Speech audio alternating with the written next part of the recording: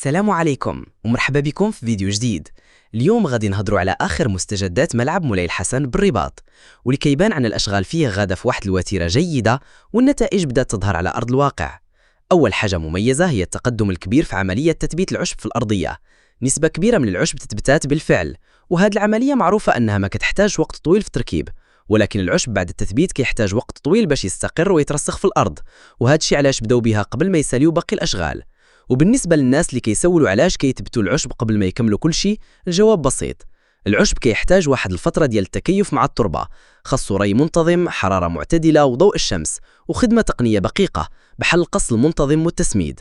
كل هاد العوامل كتخليه يكون في مستوى عالي ويكون جاهز وقت الافتتاح بلا مشاكل. من جهة التسقيف، الهيكل المعدني في الجهة المقابلة للمنصة سال بالكامل، ودابا كاينه مؤشرات كاتبين باللي بداو في المنصه وتسقيف باقي الجهات غيتم قريبا، الشيء اللي كيأكد ان المرحله ديال السقف دابا دخلات في الجد. وبالنسبه للكراسي، تركيبها قرب يسالي، في الارضي والعلوي كاين تقدم واضح، والشكل العام للمدرجات بدا كيبان مزيان، خصوصا بالالوان المتناسقه. في المجمل، ملعب مولاي الحسن كيتحول بسرعه كبيره، وكل الاشارات كتقول اننا غادي نشوفوه قريبا في حله جديده وعصريه. ما تنساوش تخليوا آرائكم في التعليقات، وشكرا على المتابعة، ونتلقاو في الفيديو الجاي إن شاء الله.